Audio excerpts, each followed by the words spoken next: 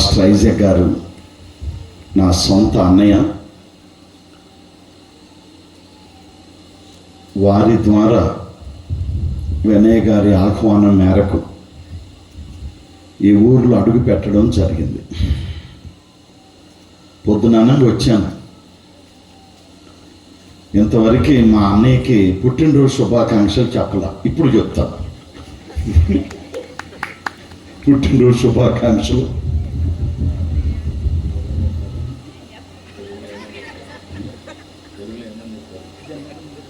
జన్మదిన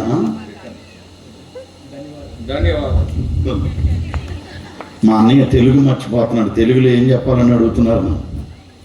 ధన్యవాదాలు చెప్పారు. Thank you.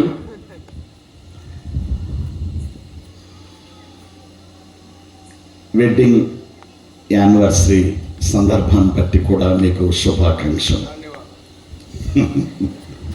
వారి కుమారుడు జాన్ సెంతియా, అంతేనా, వారికి కూడా వెడ్డింగ్ శుభాకాంక్షలు. ఇది 6వ తారీఖు. 3వ తారీఖు జోయన్నా మెర్లిన్ గేరా పుట్టినరోజు అయిపోయింది. అయినప్పటికీ ఈరోజు ఈ యొక్క సెలబ్రేషన్ ఆ బిడ్డ కూడా జరుపుకుంటుంది. జోయన్నా మెర్లిన్ గేరాకి పుట్టినరోజు శుభాకాంక్షలు. మరి వినయ్ కుమార్ గారు మెర్లిన్ పుట్టినరోజు సందర్భంగా ఈ యొక్క కార్యక్రమాలు పురస్కరించుకొని మంచి విందు కూడా ఏర్పాటు చేశారు. అంటే స్మెల్ వస్తుంది, అలా చెప్తున్నాను. దేవుడు వారిని, వారి పరిచర్యను ఇంకా ఆశీర్వదించును గాక. ఆమేన్. ఇక మనం ఆలస్యం చేయకుండా వాక్యములోకి వెళదాం. 9 అయింది. క్లుప్తంగా మనం కొన్ని మాటలు తెలుసుకోవడానికి ప్రయత్నం చేద్దాం. ఈ పుట్టినరోజు సందర్భంగా కూడా కొంచెం టచ్ అయ్యేటట్లు వచ్చిన ప్రజలందరూ కూడా కొంత సువార్త అందేటట్లు అన్ని రకాలుగా కొన్ని మాటలు మనం తెలుసుకోవడానికి ప్రయత్నం చేద్దాం. ఆమేన్. హల్లెలూయా చెప్పే అలవాట్లు ఉన్నాయా? 2 చేతులెత్తి గట్టిగా స్తోత్రాలు చెల్లిద్దాం. హల్లెలూయా. ద్వితీయోపదేశ కాండం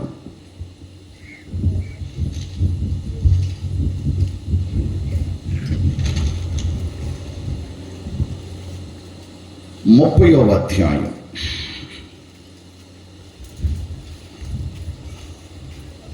ద్వితీయోపదేశ కాండం 30వ అధ్యాయం 15వ వచనం నేను చదువుతున్నాను, అందరూ చూడండి. చూడుము, నేడు నేను జీవమును మేలును మరణమును కీడును నీ ఎదుట ఉంచి ఉన్నాను. దేవుడి వాక్యం దీవించునుగాక. నెక్స్ట్ 11:26 కూడా చూడండి. అదే కాండం 11:26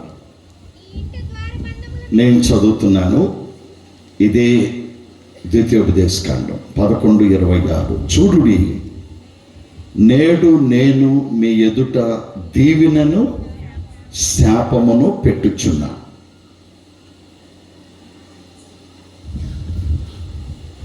ఈ 2 స్క్రిప్చర్స్ని దేవుడు బ్లెస్ చేయును గాక. 30వ అధ్యాయం 15వ వచనంలో 2 విషయాలు ఉన్నాయి. అక్కడ ఏముందంటే జీవము మేలు, మరణము కీడు. కొంచెం మార్చి చదువుతున్నాను చూడండి. జీవమును మరణమును, మేలును కీడు. ఇక్కడ 2 విషయాలు ఉన్నాయి. జీవము మరణం, మేలు కీడు. 11:26లో దీవెన శాపం.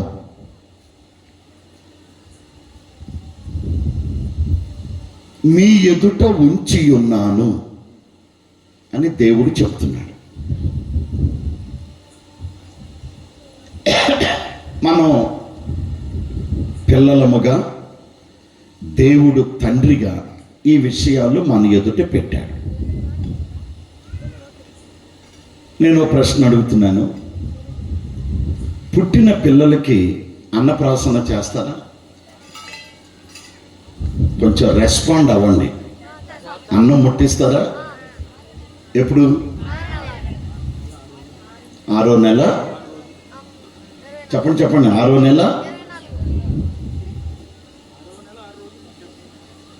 6వ నెల 6వ రోజు, అంతేనా? 7వ రోజున పెడితే అరగదా పిల్లలకి?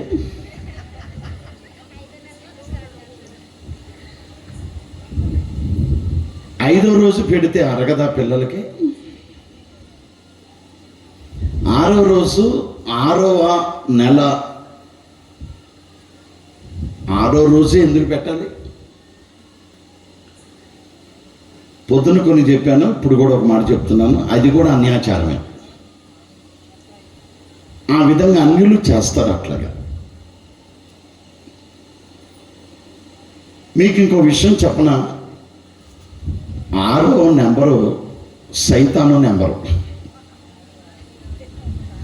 7వది యేసయ్య నెంబరు. మీరు జెనసిస్ టు రెవల్యూషన్, ఆది కాండం నుంచి ప్రకటన గ్రంథం వరకు చూస్తే 7 అనే మాట మనకు కనపడుతుంది. ఉదాహరణకి చెప్తాను.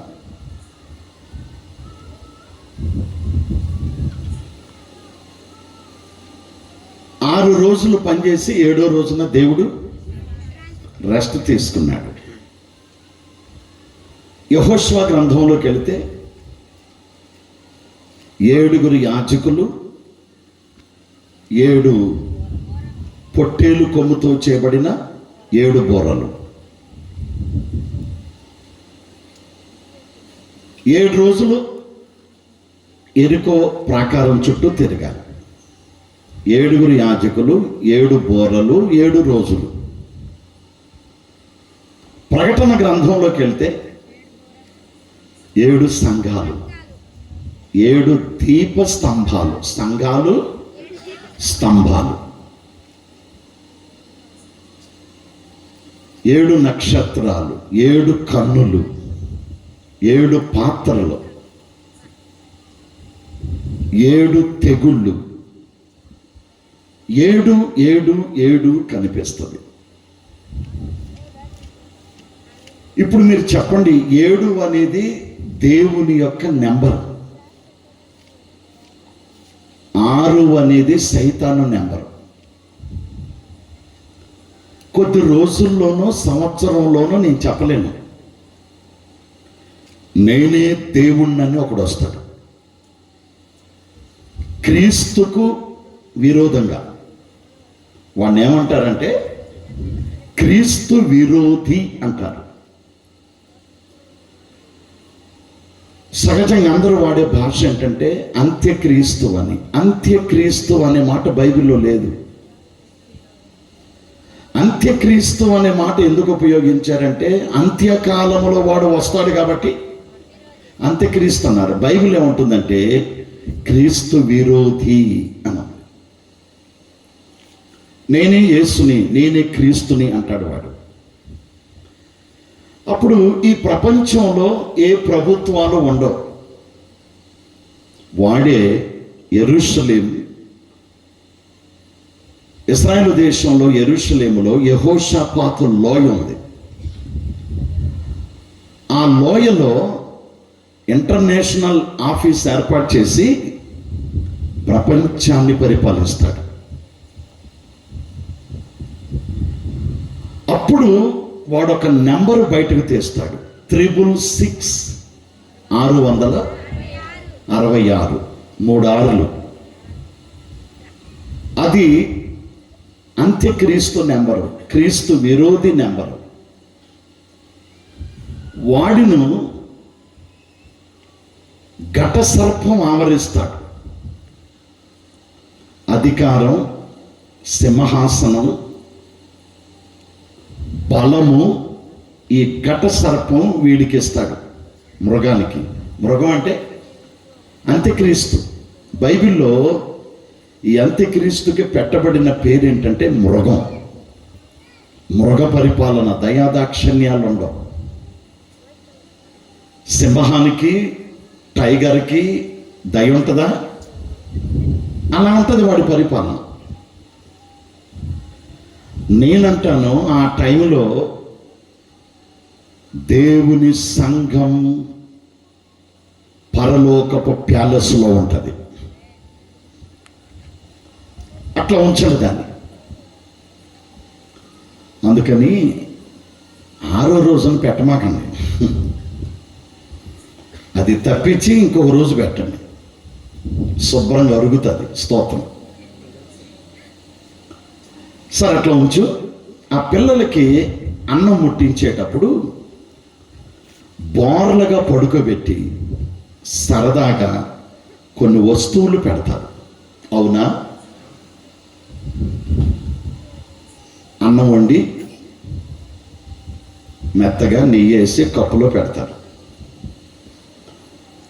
దానితో పాటు మంచినీళ్ళు, తర్వాత చర్చిలకు వెళ్ళే వాళ్ళైతే బైబిలు, పాటల పుస్తకం,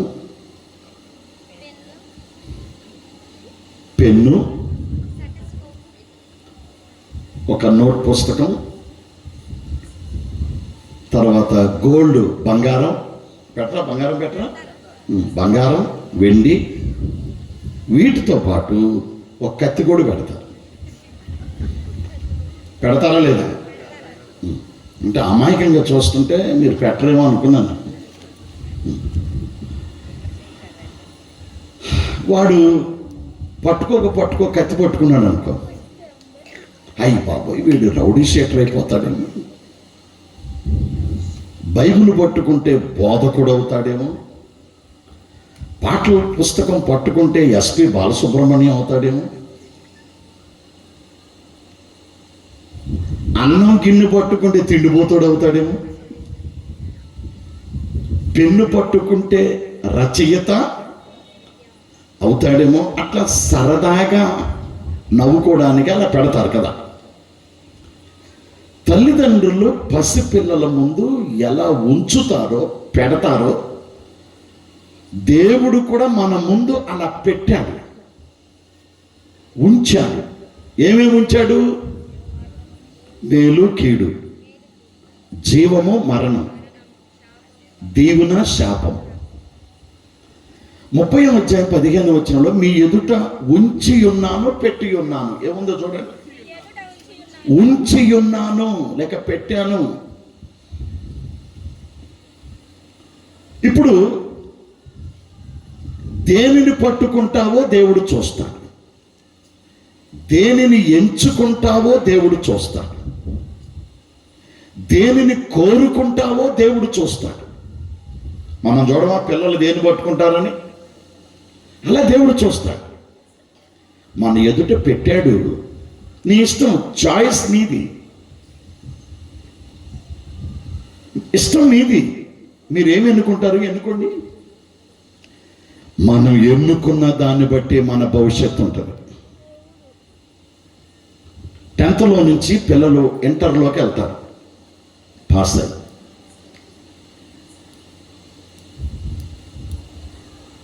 బ్రాంచ్ ఏది ఎన్నుకోవాలి, కాలేజీ ఏది ఎన్నుకోవాలి,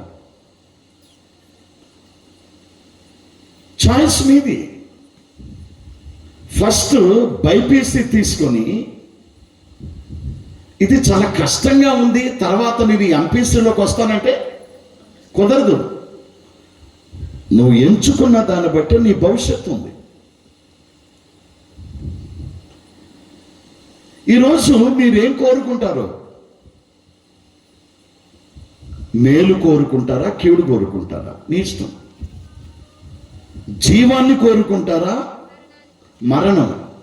మన భాషలో చెప్పనా, లైఫ్ అండ్ డెత్. జీవమా మరణమా? బతకటమా చావడమా? ఏం కోరుకుంటారు? దీవెన శాపమా? ఏం కోరుకుంటారు మీరు? మీ ఇష్టం. కూరగాయల షాప్కి వెళ్తారు, రైతు బజార్ వెళ్తారు, మంచి టమాటాలు ఉంటాయి, కుళ్ళిపోయినవి ఉంటాయి. రైస్ షాప్కి వెళ్తారు, బియ్యం షాప్కి, రకరకాల రైస్ ఉంటాయో ఉండవా? ఏమంటారు? కర్నూలు సోనా, సాంబా మసూరి, బిర్యానీ వండుతారు, ఏం రసాయి, బాసుమతి, రకరకాలు ఉంటాయి. మీకు ఏ బియ్యం కావాలి? ఎన్నుకోవాల్సిన బాధ్యత మందేనా షాపూడదా? మందే. బట్టల షాపుకి వెళ్తాం, అన్నీ మన ముందు పెడతాడు, క్వాలిటీ ఉన్నవి లేనివి, తక్కువ రకం, కాస్ట్లీ. మందే బాధ్యత, ఎన్నుకోవాల్సింది. నువ్వేం తీసుకుంటావో. అలాగే దేవుడు కూడా మన ముందు పెట్టాడు, ఎంచుకోవలసిన బాధ్యత మంది. స్తోత్రం. ఇవన్నీ పక్కన పెట్టండి, మేలు కీడు తీసుకుందాం. ఈ రెండిట్లో మీరేం కోరుకుంటారు? మేలు కీడు. పెద్దగా చెప్పాలి, మేలే కోరుకుంటారు. కీడు ఎవరు కోరుకోరు కదా. తలకాయలు అడ్డంగా నవ్వపండి, ఇట్లాగా నవ్వపండి. కీడు కోరుకోరు కదా, అందరూ మేలే కోరుకుంటారు. ఎంతమందికి ఈ రాత్రి మేలు కలగాలని కోరుకుంటున్నారు? చెయ్యొద్దండి. కొంతమంది ఎత్తలేదు. ఒక మాట అని వెళ్ళిపోతా బెజవాడ, కీడు కలుగును గాక అని. వద్దా? మరి చెయ్యి ఎత్తలేదు. కొంతమంది ఎత్తలేదు అంటారు, మీ కీడు కోరుకుంటున్నారని అర్థం. నాకు మేలు కలగాలి అని కోరుకునే వాళ్ళు చెయ్యొద్దని. Thank you. కోరుకున్నంత మాత్రాన తేరగేం దొరకదు ఇక్కడ. చెయ్యెత్తినంత మాత్రాన, కోరుకున్నంత మాత్రాన, ఆశపడినంత మాత్రాన దొరకదు సార్.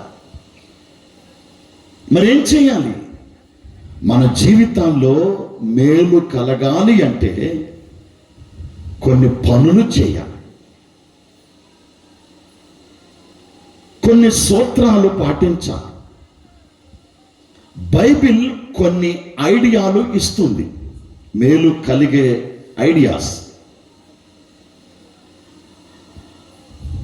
ఒక్క ఐడియా అవునా? అలాగైతే బైబిల్ ఎన్నో ఐడియాలు ఇస్తుంది. దీనిని పాటించగలిగితే ఈ రాత్రి మన కీడును కూడా దేవుడు మేలుగా మార్చి పారేస్తాడంతే. నమ్మితే చప్పట్లు కొడదాము సార్. పెద్ద సబ్జెక్ట్ ఇది కూడా. కనీసం మీకు న్యాయం చేయాలంటే 2 గంటలు కావాలి దీనికి.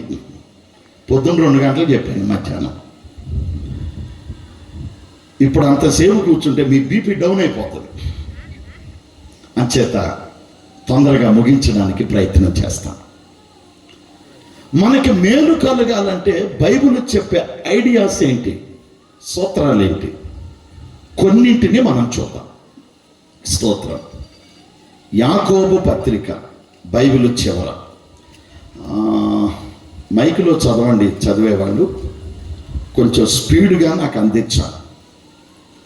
4వ అధ్యాయం బైబిల్ చివర 212వ పేజీ, 212, 4వ అధ్యాయం 8వ వచనం అండి. దేవుని యొద్దకు రండి, అప్పుడు ఆయన మీ యొద్దకు వచ్చును. చాలు. దేవుని యొద్దకు రండి, అప్పుడు ఆయన మీ యొద్దకు వచ్చును. మేలు కలగాలి అంటే మొదటిది మన దేవుని యొద్దకు రావాలి. మీ ఊర్లో సర్పంచ్ అంటారా, కార్పొరేటర్ అంటారా? సర్పంచ్ అంటారు. సరే, తహసీల్దారు అంటారా, ఎంఆర్ఓ గారు అంటారా? ఎంఆర్ఓ గారు. ఎంఆర్ఓ గారితో మనకు పని ఉంది. మీరు ఇంట్లో కూర్చొని ఆయన రమ్మని అంటారా? పని ఎవరికి? మనకి. ఇప్పుడు మీరు చెప్పండి, మనం ఎక్కడికి వెళ్ళాలి? ఎవరితో పను వారి దగ్గరికి వెళ్ళి ఇంట్లో కూర్చొని కాలు మీద కాలు రమ్మనంటారా అంటే నీకయ్యా పని. కాబట్టి నువ్వు వెళ్ళాలి ఆయన దగ్గరికి. అలాగే మనందరికీ దేవునితో పని, దేవునికి మనతో పని లేదు. ఎస్ఆర్నో మాటతో సృష్టిని చేశాడు, ఎలాగైనా చేయగలడు ఆయన. మనతో దేవుడికి అవసరంలా, మనకి దేవుడు అవసరం. ఇటు చూడాలి.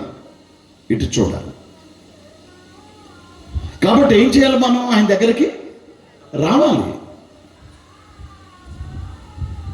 ఆదివారం ఎంతమంది చర్చికి వస్తున్నారు? ఎంతమంది వస్తున్నారు ఆదివారం?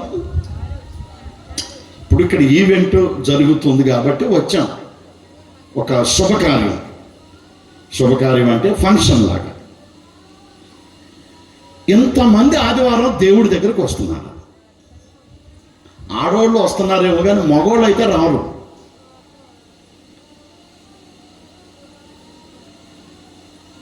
నేను చెప్తున్నాను, నిజంగా మీ జీవితాల్లో మేలు కలగాలంటే రండి, ఆదివారం ప్రభు దగ్గరకు రండి. దేవుని యొద్దకు రండి, అప్పుడు ఆయన మీ దగ్గరకు వస్తారు. దేవుడు లేకుండా మీరేం చేయగలరయ్యా? నీ కులం, నీ బలం, నీ తెలివితేటలు, నీ డబ్బు, నీ బంగారం, నీ పలుకుబడి, నీ హోదా ఎందుకు పనికిరాదు? అన్ని సమయాల్లో అన్ని వేళల్లో పనికొచ్చేవాడు దేవుడు. ఆయన్ని పక్కన పెట్టి నువ్వేం చేయలేవు. అంచేత మేలు కలగాలి అంటే ఫస్ట్ మనం దేవుడి దగ్గరకు రావాలి. ఇది మొదటిది. రెండవది చూద్దాం. కొంచెం ఎక్కువ ఉన్నాయి చెప్పాల్సినవి, అంచేత కొంచెం బ్రీఫ్గా మనం వెళ్ళిపోదాం. మేలు కలగాలి అంటే ఇంకా మనం ఏం చేయాలి? ద్వితీయోపదేశకాండం 12వ అధ్యాయం 28, 12:28. నీ దేవుడైన యెహోవా దృష్టికి యథార్థమునగు దానిని నీవు చేసినందున నీకును నీ తరువాత నీ సంతతి వారికి నిత్యము మేలు కలుగునట్లు. చూడండి, నీకు నీ సంతతి వారికి, నీ తరువాత నీ సంతతి, నీ పిల్లలకి కలుగునట్లు, మేలు కలుగునట్లు, నిత్యము మేలు కలుగునట్లు నేను నీకు ఆజ్ఞాపించుచున్న ఈ మాటలన్నిటిని నీవు జాగ్రత్తగా వినవలెను. ఈ మాటలన్నిటిని నువ్వు జాగ్రత్తగా వినాలి. మోషే చెప్తున్నాడు ప్రజలకి, ఒరే బాబు, మీరు దేవుడు మాట వినంట్రా, మీకే కాదు మీ తర్వాత మీ పిల్లలకు కూడా నిత్యము మేలు కలుగుతుంది అని చెప్పాడు మోషే.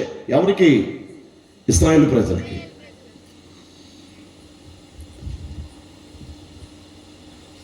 తల్లిదండ్రులు ఆశపడేది ఏంటంటే నా తర్వాత నా పిల్లలు బాగుండాలని. చేస్తారనో కదా? బాగుండాలంటే ఏం చేయాలి? మనము వినాలి, మన పిల్లలు వినాలి. ఈ మాటలన్నిటినీ నేను మీకు ఆజ్ఞాపిస్తున్నా. బతంలాటలా, కమాండింగ్. ఒక ఆఫీసరు బతంలాడతాడా? మనల్ని కమాండ్ చేస్తాడా? ఆజ్ఞాపిస్తాడు.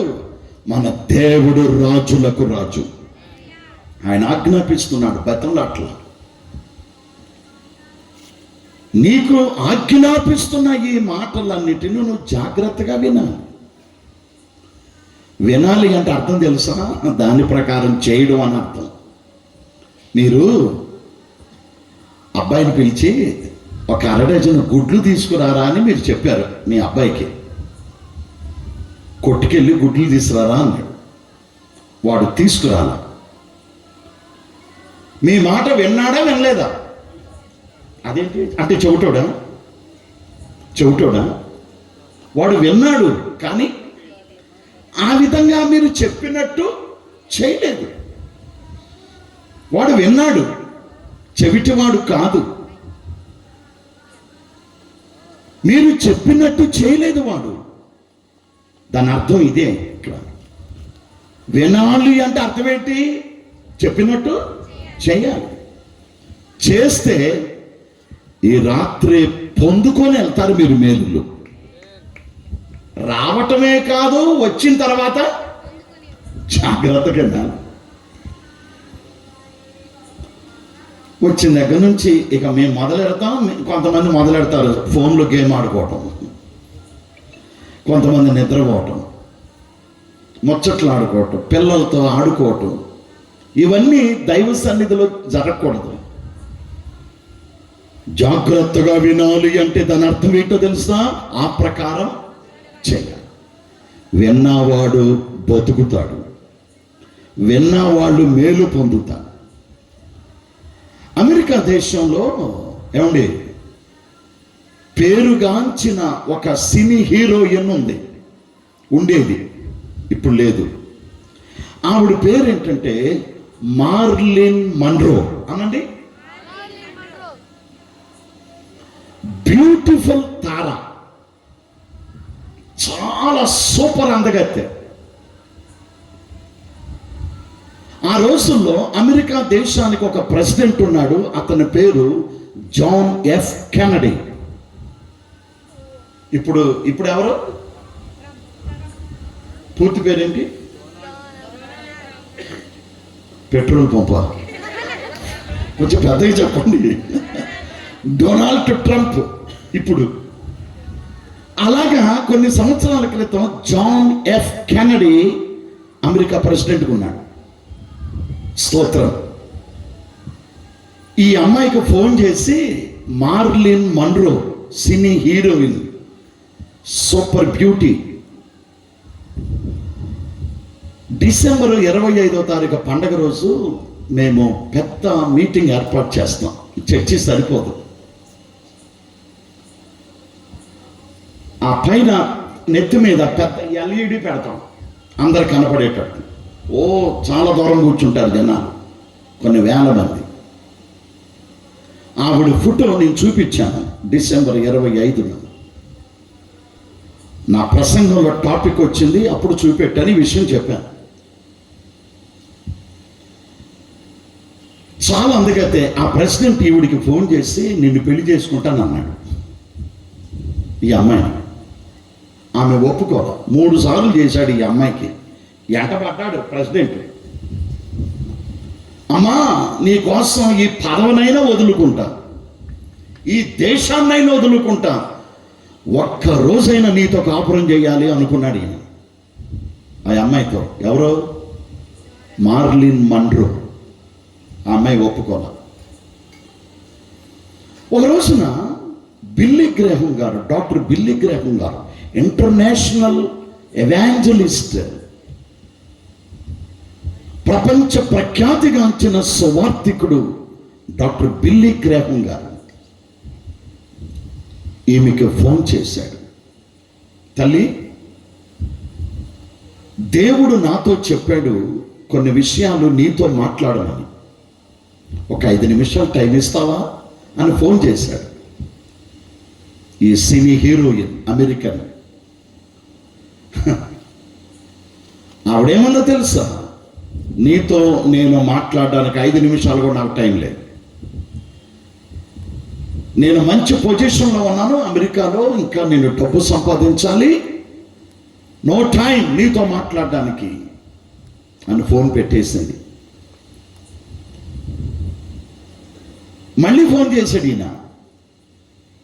అమ్మా, ఒక్క నిమిషం నీతో మాట్లాడినవు, దేవుడు నాతో మాట్లాడాడు, నీతో మాట్లాడమని, వెళ్ళి ఆమెతో మాట్లాడు అని దేవుడు నాతో చెప్పాడు తల్లి.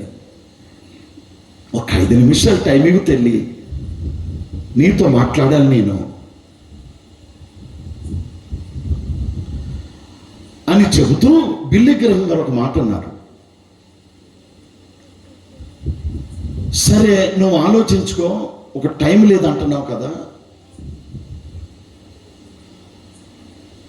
10 రోజులు ఆగి మళ్ళీ నేను నీకు ఫోన్ చేస్తా,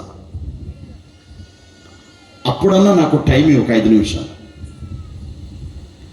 ఈ లోపు నీ మనస్సు మారితే నువ్వన్నా నాకు కాల్ చేయి. నువ్వు చేయకపోతే ఒక 10 days ఆగి మళ్ళీ నేనే నీకు కాల్ చేస్తా. అప్పుడు ఏమందంటే ఫోన్ పెట్టేసింది. ఈ 10 రోజుల్లో ఆమె ఈ పాస్టర్ గారు సువార్థికుడు బిల్లీ గ్రహం గారికి మళ్ళీ ఫోన్ చేయలే. ఆఫ్టర్ 10 days మళ్ళీ ఈయనే చేశాడు ఆమెకి ఫోన్. లిఫ్ట్ చేసి ఆమె ఏమందో తెలుసా, నీవు ప్రపంచ ప్రఖ్యాతిగాంచిన సువార్థికుడు అయితే కావచ్చు, ప్రపంచ ప్రఖ్యాతిగాంచిన పాస్టర్ గారు అయితే కావచ్చు, నా ముందు నీవు నథింగ్ అంది. ఎంత భయంకరమైన మాట అది, అంత గొప్ప దైవజనుడిని. నా ముందు నీవు నథింగ్. నేను ఇంకా డబ్బు సంపాదించాలి,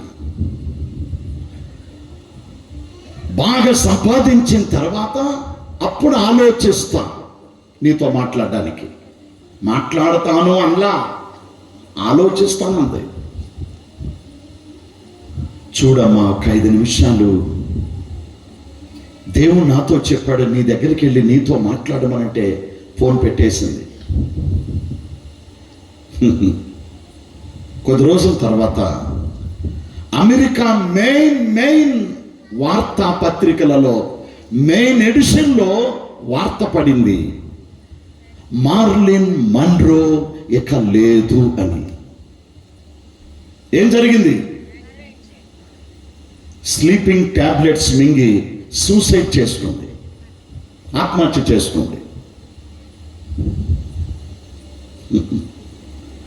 ఈవిడ ఆత్మహత్య చేసుకుంటుందనేమో దేవుడు తన దాసుడిని ప్రేరేపించాడు, వెళ్ళి ఆమెతో మాట్లాడు అని. ఆవిడ అవకాశం ఇవ్వాల. దేవుని మాటకి, దైవజనుడి మాటకి ఆవిడే ఛాన్స్ ఇవ్వలేదు. ఇప్పుడు ఎక్కడుంటుంది ఆ బ్యూటీ? నరకంలో దెయ్యం ఆకారంతో కాలిపోతా ఉన్నది. దీనికి భిన్నంగా ఇంకొక ఎగ్జాంపుల్ చెప్తాను మీకు. మా చర్చిలో ఒక రాఘవరావు అనే ఒక బ్రదర్ ఉన్నాడు. ఇతను కాపులు. మా చర్చిలో కాపులు, చౌదరీసు, రెడ్లు, వైశ్యాసు, అన్ని ఓసీలు, బీసీలు, ఎస్సీలు, ఎస్టీలు అందరూ ఉన్నారు. బ్రాహ్మణులు కూడా ఉన్నారు. ఈ బ్రదర్ కాపులు, లారీ డ్రైవర్. ఒకప్పుడు ఎమ్మెల్యే వంగవీటి మోహన రంగా గారు ఉండేవాడు విజయవాడలో. మంచి పేరు తెచ్చాడు. ఈ అప్పుడు ఆంధ్ర తెలంగాణ కలిసి ఉంది. అప్పుడు ఆయన దగ్గర ఉండేవాళ్ళు ఈ కుర్రోళ్ళంతా. ఇప్పుడు ముసలాడైపోయాళ్ళే. రౌడీజంగా ఉండేవాడు, రౌడీ షేటర్ కూడా. డోంట్ కేర్ ఎవరిని, నోరెత్తితే వెనకొట్టేసేవాడు. ఒకరోజు వాళ్ళ ఇంట్లో ఆర్థిక లోట్లు వచ్చాయి. ఈ ఇబ్బందులు అధిగమించాలని పొగ మందేనా, పొగ వస్తుంది.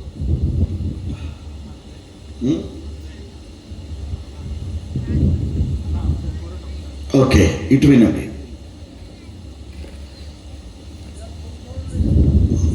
కెరాయి మర్డర్ చేయడానికని ఒప్పుకున్నాడు. ఇతను, ఇద్దరు ఫ్రెండ్స్. ఇతను ఏం చేసుకున్నాడంటే, ఒక వ్యక్తిని మర్డర్ చేయడానికి డబ్బుల కోసం క్యారీ బ్యాగ్లో పెద్ద కత్తి పెట్టుకొని 2 డ్రెస్సులు పెట్టుకొని వెళ్తున్నాడు. మా చర్చి ముందుగా వెళ్తున్నాడు, అటు వెళ్ళి హైవే ఎక్కాలి. సరిగ్గా ఆ బ్రదరు ఆ కత్తి పెట్టుకొని వెళుతున్న టైంలోనే చర్చి ముందుకు రాగానే, అతను మా చర్చి గేట్ ఎదురుగా రాగానే, గేట్ ఎదురు పెద్ద రోడ్డు, నేను అన్నానంట ప్రసంగం చేస్తూ ఆదివారమే వెళ్తున్నాడు, కత్తి పట్టుకున్నవాడు కత్తితోనే పోతాడని అన్నంట. కరెక్ట్గా ఆ మాట అతని గేట్ ఎదురుగా వచ్చినప్పుడే వినపడింది అతనికి. అతను ఎవరో నాకు తెలియదు. ఆ రోజు ఆ మాటలు ఎందుకు చెప్పానో తెలీదు. బహుశా నా నోట దేవుడే ఉంచుంటాడు, ఆ మాట పలికించుంటాడు. ఈ కుర్రాడు ఆ మాట విని ఈయనేంటో నా గురించి చెప్తున్నాడు, కత్తి పట్టుకునేవాడు కత్తితోనే పోతాడు అంటున్నాడు ఏంటి, ఇదేంటో విందామని ఆ ప్రక్కనే ఆ కత్తి క్యారీ బ్యాగ్ ఎవరు కనపడకుండా దాచిపెట్టి దీని సంగతి ఏంటో విందామని చర్చి లోపలికి వచ్చి కూర్చున్నాడంట. ప్రసంగం పూర్తయిపోయింది. ఆ విధంగా యేసుప్రభు నమ్ముకొని చర్చికి వచ్చి అదంతా వదిలేసి బాప్తిసం పొంది ప్రభు బిడ్డగా మారిపోయాడు. ఇప్పుడు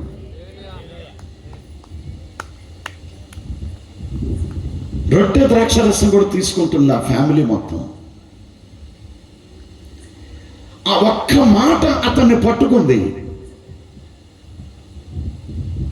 ఆ మాట లోపలికి లాక్కొచ్చింది ఆ బ్రదర్ని. ఇతను వచ్చి దేవుడు మాట విన్నాడు, అతని జీవితం బాగుపడింది. లేకపోతే ఆ రోజు ఒక ప్రాణం గాల్లో కలిసిపోయేది. ఇతను జైలుకి వెళ్ళేవాడు, ఫ్యామిలీ రోడ్డును పడేది. దేవుని మాట వినటం వల్ల ఇతను ఆయన కుటుంబం ఇప్పుడు ఎంత మేలు పొందింది. ఆ పాప జీవితం నుండి బయటకు వచ్చాడు. ఆ కుటుంబం అంతా ఇప్పుడు దేవుళ్ళో ఉంది. నీకు నీ తర్వాత నీ సంతతి వారికి మేలు కలుగునట్లు, నిత్యము మేలు కలుగునట్లు నేను నీకు చెప్పే మాటలని జాగ్రత్తగా వినాలి. మా తెలుసులే అన్నట్టుగా పోజ్ ఇవ్వమాక, దెబ్బతింటారు. మా తెలుసులేవా అని పోజ్ ఇవ్వమాక, చాలా ప్రమాదం నీకు అది. ఎక్కడ వినట్లేదో లోబడట్లేదో సరి చేసుకుని దేవుడు మాట వింటే ఆ ప్రకారం చేస్తే ఈ రాత్రి దేవుడు నిన్ను మేలుతో నింపుతాడు. ఆమె చెప్పండి. దేవునికి మహిమ కలుగును కాక. మూడవది చూద్దాం. నిర్గమకాండం 1వ అధ్యాయం 19వ వచనం చదువు. The book of Exodus chapter 1 verse 19. ఎంతసేపు చదివారు? 1:19 త్వరగా. అందుకు ఆ మంత్రసానులు హెబ్రీ స్త్రీలు ఐగుప్తీ స్త్రీలంటి వారు కారు, వారు చురుకైన వారు, మంత్రసాని వారి యొద్దకు వెళ్ళ. ఒక నిమిషం, ఆ చదివే కూడా మానిటర్ పెట్టు, నాకు వినపడాలి. చదువుమా. అందుకు ఆ మంత్రసానులు హెబ్రీ స్త్రీలు ఐగుప్తీ స్త్రీలంటి వారు కారు, వారు చురుకైన వారు, మంత్రసాని వారి యొద్దకు వెళ్ళక మునిపే వారు ప్రసవించి ఉండురని ఫరోతో చెప్పిరి. దేవుడు ఆ మంత్రసానులకు మేలు చేశాడు. అదిగో మంత్రసానులకు దేవుడు మేలు చేశాడు. ఎందుకని? కిందకు రండి. ఆ జనము విస్తరించి మిక్కిలి ప్రబలెను. ఆ మంత్రసానులు దేవునికి భయపడినందున ఆయన వారికి వంశాభివృద్ధి కలుగు చేశాను. చాలండి. 20వ వచనంలో ఆ మంత్రసానులకు దేవుడు మేలు చేశాడని ఉంది. 21లో వారు దేవునికి భయపడినందున అనే మాట ఉంది. మూడవ విషయం ఏంటంటే, ఎవరైతే దేవునికి భయపడతారో వారికి దేవుడు మేలు చేస్తాడు.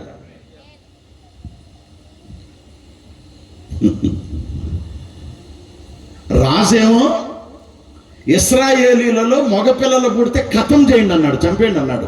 ఎవరికి చెప్పాడు ఈ మాట? ఇశ్రాయేలులకి డెలివరీ చేసే, కానుపు చేసే మంత్రసానులకు చెప్పాడు రాజు, చంపండి, కాన్పు పీటల మీద పేకల బీసికి చంపండి అన్నాడు పసిపిల్లల్ని, మగపిల్లల్ని. కానీ వీళ్ళు రాజు మాట వినలా, దేవుని మాట విన్నారు. ఈ మంత్రస్థానులు దేవునికి భయపడ్డారు. ఇశ్రాయేలులకి కానుపు చేసే మంత్రస్థానులు దేవునికి భయపడినందున దేవుడు వీరికి మేలు చేశాడు. సోదరా సోదరి, ఎవరైతే ప్రభుకు భయపడతారో దేవుడు వారికి మేలు చేస్తాడట. భయపడటం అంటే ఓ అని ఓ షో చేయటం కాదు, వణగటం కాదు. చెడుతనమును విసర్జించటమే దేవునికి భయపడటం. ఆమేన్. బైబిల్లో యోసేపు అనే కుర్రాడు ఉన్నాడు, ఐగుప్తు దేశంలో బానిసగా ఉన్నాడు. ఇశ్రాయేలుడు ఇతను. ఎవరింట్లో ఉన్నాడు మామూలు విషయం కాదు అది. ఆ దేశం యొక్క సైన్యానికి అధిపతి పోతిఫర్ ఇంట్లో ఉన్నాడు. ఇతను ఒక బానిస. భార్య ఇతన్ని ప్రేమించింది. ఆ అధికారి భార్య ఈ కుర్రోని ప్రేమించింది, కానీ కుర్రోడు ఆమెను మాత్రం ప్రేమించలా. ఇది వన్ సైడ్ లవ్ అన్నమాట. తన పని మీద ఆయన వంటగదిలోకి వెళితే ఆయన చెయ్యి పట్టుకొని బలవంతం చేయబోయింది ఆ అమ్మాయి. ఇంత ఘోరమైన దుష్కార్యం నేను ఎప్పుడు చేయలేదమ్మా అని పారిపోయాడు ఇంట్లో నుంచి. పాపము తన దగ్గరకు వచ్చింది. పాపం కోసం పరిగెత్తలేదా ఆయన, పాపాన్ని చురుకుందామని పరిగెత్తలేదు. పాపమే ఇతని వెంటపడింది. పాపాన్ని విడిచిపెట్టి పారిపోవటానికి కారణం ఏంటంటే 42వ అధ్యాయం 18వ వచనం ఆదికాండంలో ఉంటది. నేను దేవునికి భయపడువాడను అంటాడు యోసేపు. దేవునికి భయపడేవాడు పాపం దగ్గరకు వచ్చినా అందుబాటులో ఉన్న పెంటను చూసినట్టు చూస్తాడు. పెంటను అసగించుకున్నట్టు అసగించుకుంటాడు దేవునికి భయపడే వ్యక్తి. అందుకే రాజు తర్వాత అంతటి వ్యక్తిగా దేవుడు జోసెఫ్ను ఆశీర్వదించాడు.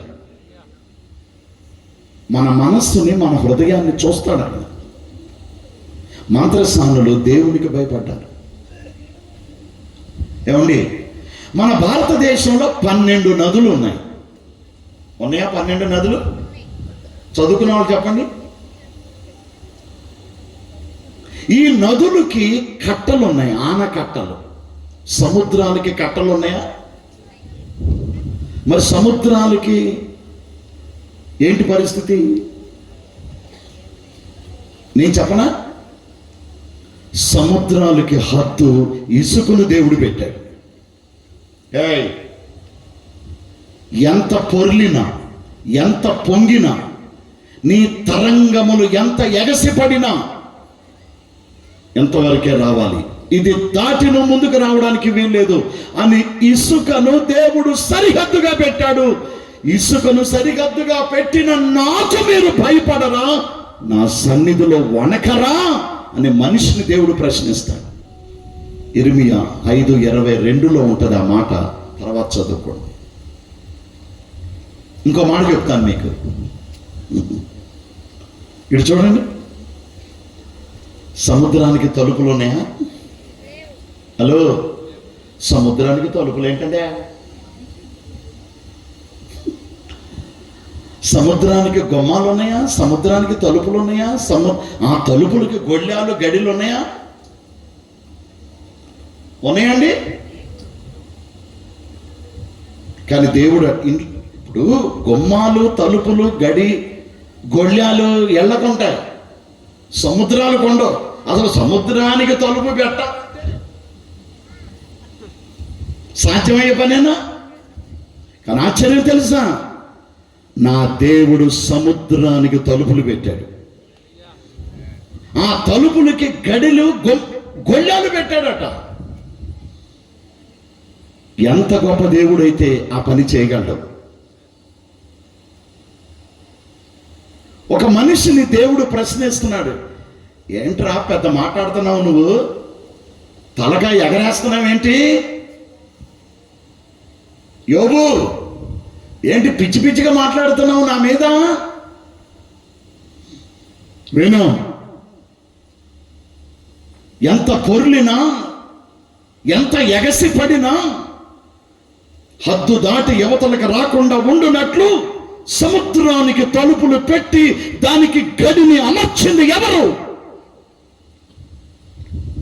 సముద్రానికి తలుపులు పెట్టి దానికి గడి పెట్టినప్పుడు మనిషి నీవు ఉన్నావా అని దేవుడు ప్రశ్నిస్తున్నాడు మనిషిని.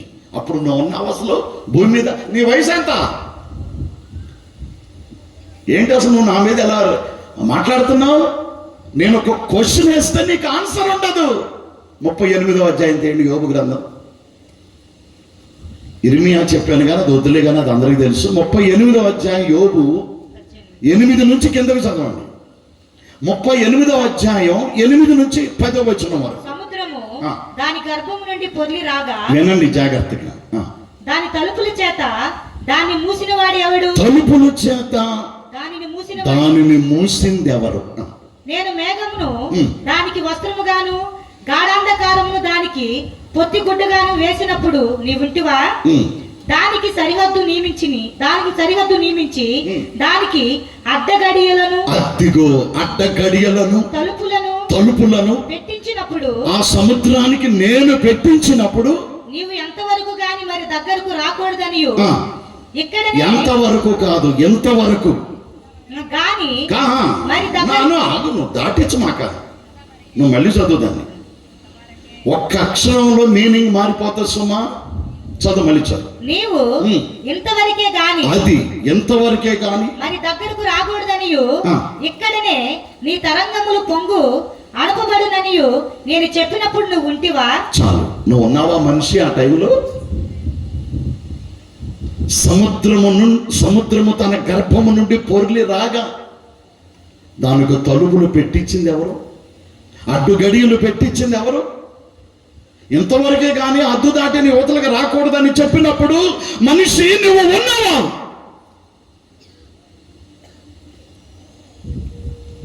ఇలాంటి నాకు మీరు భయపడరా?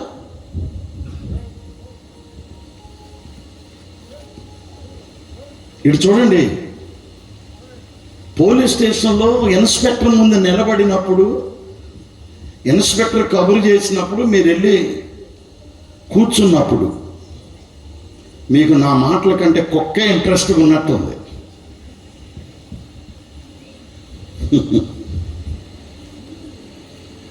అసలు కూర్చోమన్నాళ్లే.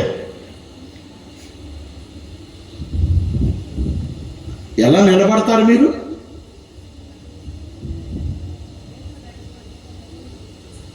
ఆయన పిలిచినప్పుడు వెళ్ళిపోయి టకటక ఆయన ఎదురు కుర్చీ దగ్గరలా కూర్చొని కాలు మీద కాలు ఎక్కడేటట్టు ఊపుతానంటే లాఠీలు ఎర్రగొడతాడు. మన ప్రభు రాజులకు రాజు. ఎలా కూర్చోవాలి దేవుడి దగ్గర? కొంతమంది 2 కాళ్ళు నా ముఖాన్ని ఎట్టారు, ఎవరు దొరకదు అన్నట్టు. సరి కూర్చోండి. వస్త్రధారణ కరెక్ట్గా ఉండాలి. దేవుని ఎదుట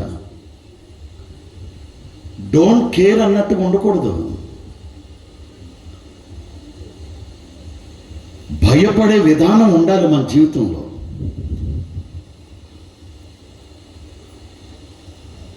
భౌతికంగా భయపడాలి, అంతరంగంలో దేవునికి భయపడాలి. స్తోత్రం. 2 చేతులైతే అల్లులు చెప్పండి. అల్లులు కూడా రావట్లేదా? గట్టిగా చెప్పండి అబ్బా. Praise the Lord. దేవునికి భయపడండి, అప్పుడు మేలు పొందుతారు. ముందుకు వెళ్దాం, ఇంకా టైం లేదు. ఎఫెసీ పత్రిక 6వ అధ్యాయం. ఎఫెసీ పత్రిక 6వ అధ్యాయం 1 నుంచి కిందకు చదవండి. పిల్లలారా, ప్రభువునందు మీ తల్లిదండ్రులకు విధేయులై ఉండుడి, ఇది ధర్మమే. నీకు మేలు కలుగునట్లు. అదిగో నీకు మేలు కలుగునట్లు. మన టాపిక్ ఏంటంటే మేలు. మేలు ఎవరు పొందుకుంటారు? ఎలా కలుగుతుంది మనకి?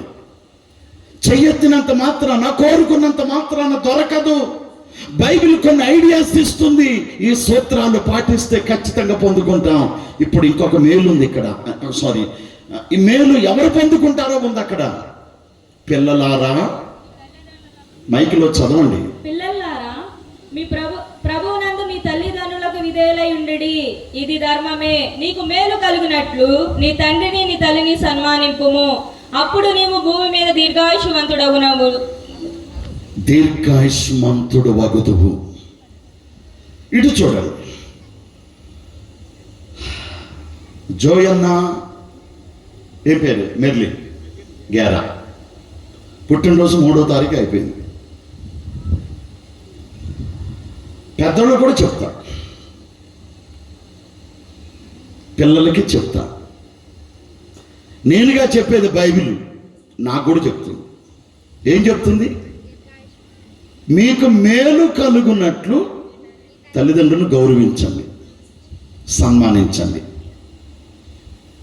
మేలు మాత్రమే కాదు, వాళ్ళు భూమి మీద ఎక్కువ కాలం బ్రతుకుతారు, చిరంజీవులు అవుతారు, దీర్ఘాయుష్మంతులు అవుతారు.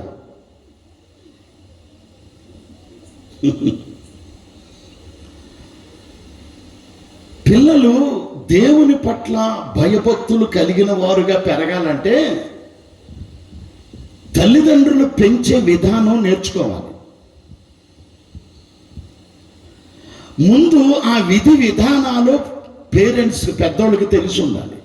పెద్దోళ్ళకి తెలియకపోతే పిల్లలకేం చెప్తారు?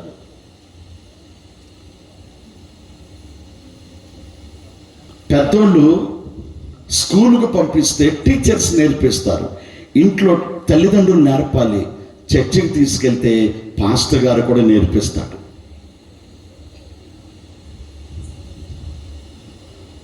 ఎలా గౌరవించాలి, ఎలా లోబడాలి అని మనం ఉగ్గుపాలతో నేర్పాలి.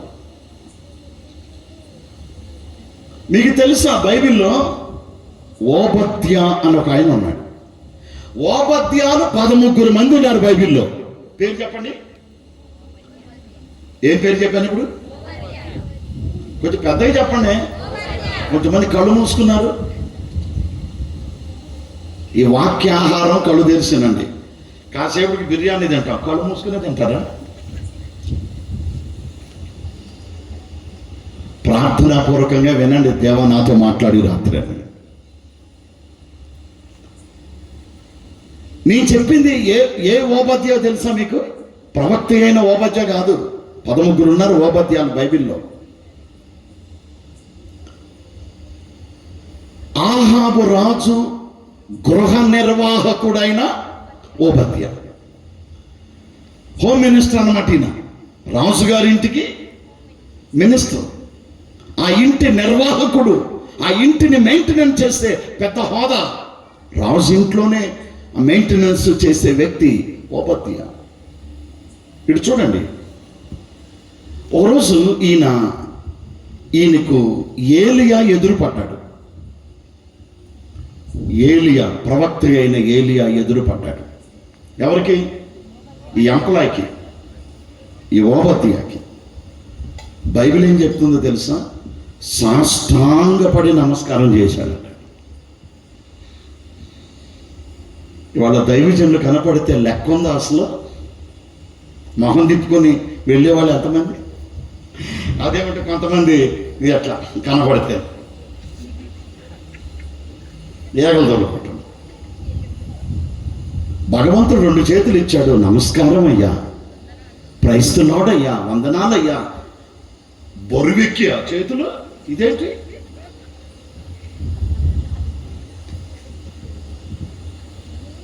గౌరవం ఉందా పాస్టర్లు అంటే? ఆ తల్లిదండ్రులు దైవజనులు అంటే గౌరవం నేర్పారు ఆ ఓబద్యాకి. బైబిల్ ఏమంటుంది తెలుసా? బాలుడు నడవలసిన త్రోవను వాడికి నేర్పు, పెద్దవాడైన తర్వాత వాడు దాని నుండి తొలగిపోడు.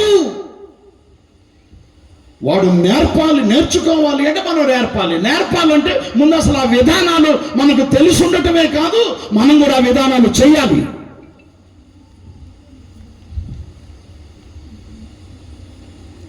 మనం ఏం చేస్తామంటే కుర్చీలో కూర్చుంటాం, మన పిల్లల్ని కూడా కుర్చీలో కూర్చోబెడతాం. వాడు ఎప్పుడు కింద కూర్చుంటాడు దేవుడి సన్నిధిలో?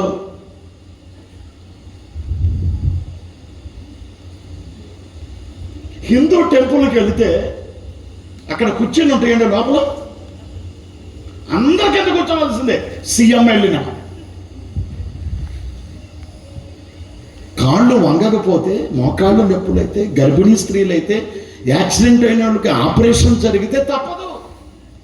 కింద కూర్చోగలిగితే కింద కూర్చొని మన పిల్లల్ని దేవుడి సన్నిధులు కింద కూర్చోబెట్టడం నేర్పాలి. ఆమేనంటారేమో అనుకున్నా. దీనికి అందరు కదా తెలుసు. మనం మోకరించి మన పిల్లల చేత మోకరింపు చేయాలి. మనం చప్పట్లు కొట్టి మన పిల్లల చేత చప్పట్లు కొట్టించాలి. మనం ఆరాధన చేసి పిల్లల చేత ఆరాధన చేయించాలి. మనం చేతులు ఎత్తి మన పిల్లల చేత చేతులు ఎత్తించాలి. మనం ఉపవాసాలు నుండి మన పిల్లల చేత ఉపవాసాలు చేయించాలి. ఒక భక్తుడు అన్నాడు, పిల్లల్ని కంటానికి 5% కృషి అవసరమైతే వాళ్ళని పెంచటానికి 95% కృషి కావాలన్నాడు.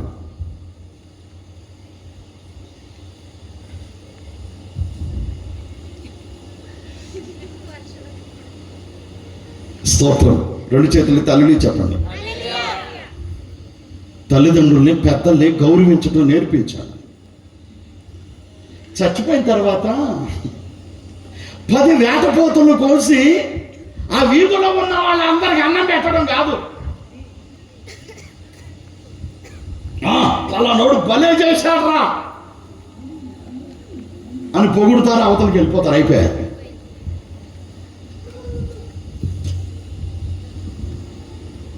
బతుకున్నప్పుడు ముద్ద పెట్టరు తల్లిదండ్రులకి. చచ్చిపోయిన తర్వాత ఏంటి చేసేది? సమాధులకి టైల్స్, మార్పులు, గ్రానైట్ వేసి కట్టడం కాదు. బ్రతుకున్నప్పుడు ముద్ద పెట్టండి, జాగ్రత్తగా చూసుకోండి. చచ్చిపోయిన తర్వాత వాళ్ళు చూడరు కదా నువ్వు ఏం చేసినా.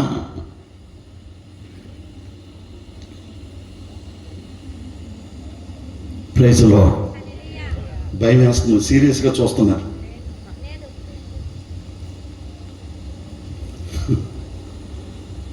ప్రియులారా, పిల్లలకు మనం నేర్పాలి. పిల్లలారా, మీరు కూడా అమ్మా నాన్నకు లోబడి ఉండండి, దీర్ఘాయుష్మంతులు అవుతారు. తలకాయ ఎగరేసే వాళ్ళకి అర్ధాయుష్యే. స్తోత్రం. అర్ధాయుష్యే. పెద్దలు ఎందుకు చెప్తున్నారో వినాలి. కుర్రోళ్ళు తెలీదు మీకు. పెద్దోళ్ళు చెప్పిన మాట వినాలి, గౌరవించాలి. అప్పుడు మీకు మేలు కలుగుతుంది. పెద్దోళ్ళు ఏం చేస్తే పిల్లలు కూడా అదే చేస్తారు.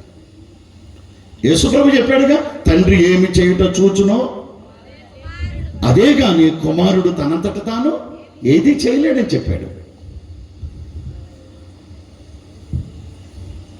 తెలంగాణ కొత్తగూడెం నుంచి ఒక స్టూడెంట్ బైబిల్ కాలేజీకి వచ్చాడు. గొన్నదల ఐపీసీ బైబిల్ కాలేజీకి. ఆ పాస్టర్ ట్రైనింగ్ ఇచ్చే ఆ బైబిల్ కాలేజీలో కొన్ని సంవత్సరాలు నేను లెక్చరర్గా పనిచేశాను. అప్పుడు ఆంధ్ర తెలంగాణ కలిసే ఉంది. ఈ మొత్తం స్టేట్ నుంచి స్టూడెంట్స్ వచ్చేవారు. ఆ కోణంలో తెలంగాణ కొత్తగూడెం నుంచి ఒక అతను వచ్చాడు. ట్రైనింగ్ అయిపోయిన తర్వాత అతను వెళ్ళిపోయి పెద్ద గ్రౌండ్లో మీటింగ్ పెట్టి నన్ను పిలిచాడు స్పీకర్గా. ప్రసంగం అయిపోయింది, వాళ్ళ ఇంట్లో ఫోన్ చేస్తున్నాను. ఆ టైంలో ఇతని తండ్రి, ఫాదరు నా దగ్గరకు వచ్చి కూర్చుని మాట్లాడుతూ ఉన్నారు. నేను ఫోన్ చేస్తుంటే ఆయనకి అప్పటికి 92 సంవత్సరాలు. ఆయనకి, ఆ పెద్ద ఆయనకి.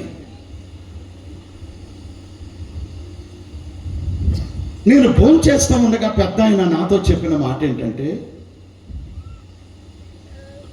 వాళ్ళ పిల్లలు వాళ్ళ నాన్నగారిని అడిగారటే పెద్ద ఆయన్ని, నాన్న నీకు 92 సంవత్సరాలు వచ్చి అసలు ఇంతకాలం ఎందుకు బతుకున్నావే అన్నాడు. ఏంటి కారణం? దీర్ఘాయుష్కి కారణం ఏంటి డాడీ అని అంటే, అప్పుడు ఈయన చెప్పాడట, ఒరే మా అమ్మగారికి నేను ఒక్కడే కొడుకునరా, నా తల్లికి నేను ఏకైక కుమారుణ్ణి. ఆమె మంచంలో ఉన్నప్పుడు తల్లి కొడుకునై కూతురునై అన్నీ నేనే చేశానురా. బైబిల్లో ఉందిగా, తల్లిదండ్రులు సన్మానించు, అప్పుడు నీవు భూమి మీద దీర్ఘాయుష్మంతుడు అవుతాను ఉంది కదా. కొడుకునై కూతురునై అన్ని నేను చూసుకున్నాను రా, అందుకే దేవుడు నాకు దీర్ఘాయుష్ ఇచ్చాడు అన్నాడు. తర్వాత ఆయన 97-96 సంవత్సరాలకు చనిపోయాడు. ఆయన ఆ పెద్ద ఆయన. ఇప్పుడు వాళ్ళ అబ్బాయి ఇంకా సేవ చేస్తున్న స్టూడెంట్ అతను. ఈరోజు మన అమ్మా నాన్నని జాగ్రత్తగా చూసుకుంటే మనకు దేవుడు దీర్ఘాయుష్ ఇచ్చి మేలు చేస్తాడు. ఏమే? అమ్మా నాన్న వృద్ధాప్యంలో ఉన్నప్పుడు వాళ్ళని పట్టించుకోకుండా ఉండమాక. బైబిల్ ఏమంటుంది తెలుసా? నువ్వు ఏ కొలత కొలుస్తావో అదే కొలత నీకు కొలవబడుతుంది. రేపు నీ పిల్లలు నిన్ను అలాగే చూస్తారు. ఈ మాటలు బొరకి ఎక్కించుకో, చెవికి ఎక్కించుకో. నీ జీవిత కాలం ఈ మాటలు నీ చెవులు గింగురుమనుగాక, మోగునుగాక నువ్వు బతికినంతకాలం. భలే చెప్పారు. హల్లెలూయా. అందరూ చెప్పండి ఒకసారి గట్టిగా. పెద్దగా చెప్తే ఎవరన్నా కొడతారా మనల్ని? ఇక్కడ సౌండ్ పెంచండి. మీకు కూడా ఏమైనా వైర్ కనెక్షన్ ఇవ్వాలా? మరి ఒక బ్యాంక్ ఆఫీసర్ ఉన్నాడండి, బ్యాంక్ ఎంప్లాయ్. కోడలు చూడదేమో, ముసలి తల్లిదండ్రులకి ఇతను మధ్యాహ్నం ఇంటికి వచ్చి అన్నం పెట్టాలి. ఈ బ్యాంక్ ఎంప్లాయ్ ఒకరోజు ఇంటికి వచ్చి అంతా వెతుకుతున్నాడు, ఒక వస్తువు దొరకట్లేదు. ఈ బ్యాంక్ ఆఫీసర్కి 2 చిన్న పిల్లలు. వీళ్ళ డాడీ బాగా ఇంట్రెస్ట్గా వెతకడం ఆ పిల్లలు గమనించి, డాడీ ఏంటి వెతుకుతున్నారు అని అడిగారు పిల్లలు. రే తాతగారికి అన్నం పెట్టాలరా, మట్టి మూకిడి కనిపించట్లేదు అన్నారు. ఏ మూకిడి? మట్టి మూకిడి అంటారు ఇక్కడ.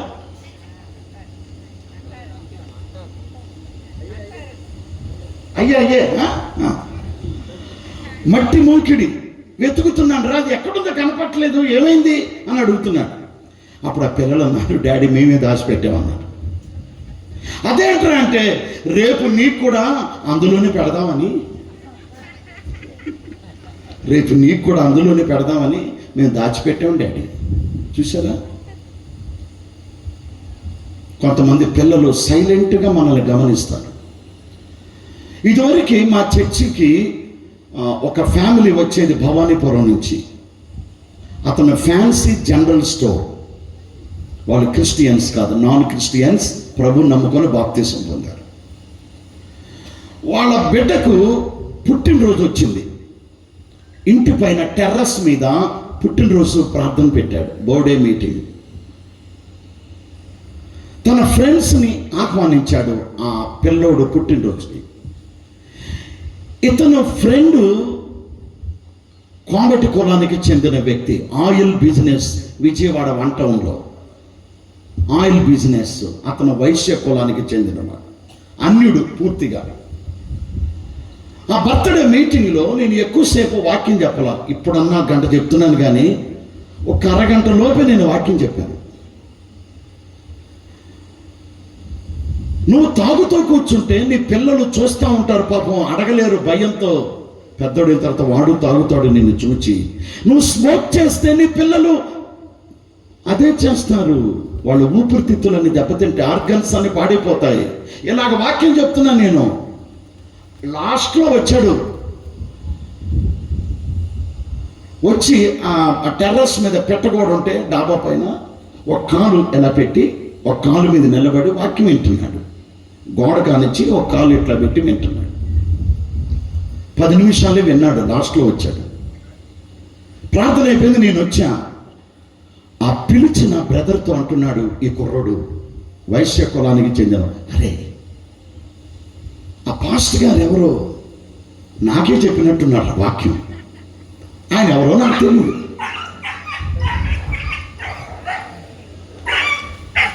నేను మందు బాటిల్ తెచ్చుకొని నా పిల్లలు చూస్తూ ఉండగా తాగుతాన్రా, పాపం వాడు అడగట్లేదు. ఆ పాస్టర్ గారు, మీరేం చేస్తారో మీ పిల్లలు కూడా అదే చేస్తారు. రేపు నా బిడ్డ నేను తాగినట్టుగా మందు బాటలు తెచ్చుకొని తాగితే వాడు ఆరోగ్యం పాడైపోతే నేనే కదా చెడగొట్టిన వాడిని అవుతాను. ఆయన చెప్పిందంటే ఒక అర్థం ఉందిరా అని మా విశ్వాసంతో అన్నాడట. దేవుని వాక్యం ఎంత గొప్పది. హల్లెలూయా. గుర్తుపెట్టుకోండి బ్రదర్స్, సిస్టర్స్, టీవీలో ఆన్ చేసి సినిమా చూస్తూ ఉంటావు, సీరియల్ చూస్తూ ఉంటావు, నీ పిల్లలు కూడా కూర్చోబెట్టుకొని చూపిస్తాం. ఇక బైబిల్ చదవడం ఉండదు, ప్రేయర్ ఉండదు, ఏముండదు, చూస్తూ ఉంటారు. అదే నువ్వు నేర్పించేది. ప్రార్థనకు అలవాటు చేయి, మందిరానికి అలవాటు చేయి, భయభక్తులు నేర్పు. నువ్వు కలిగి ఉండు, నీ పిల్లలకి అది నేర్పు.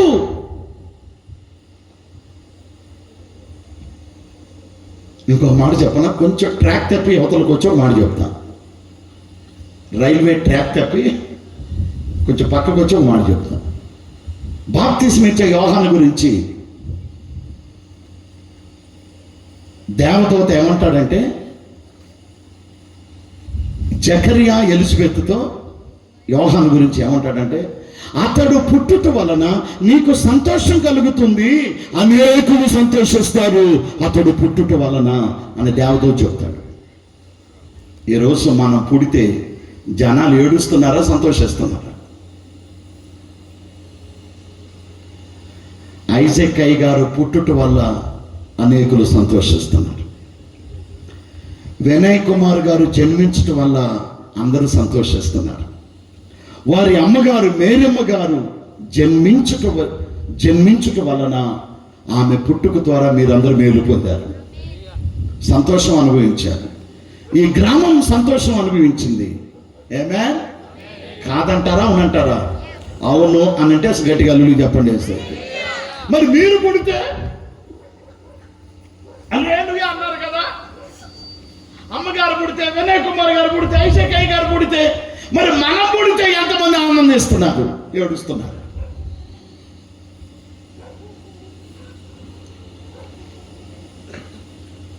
మనం పుట్టుట వల్ల మన ఇంట్లో వాళ్ళు సంతోషపడాలి, అనేకులు సంతోషపడటమే కాదు, అన్నిటికంటే ముఖ్యంగా దేవుడు సంతోషపడాలి. ఏమే? మన వల్ల ప్రయోజనం కలగాలి సమాజానికి, మన వల్ల ఉపయోగం కలగాలి సమాజానికి, మన వల్ల దేవునికి ఘనత రావాలి. ఈడు పుట్టడం వల్ల మా ఇంటికి దరిద్రం అనేవాళ్ళు ఎంతమంది? ఎస్ఆర్నో? తల్లిదండ్రులు అంటలేదా?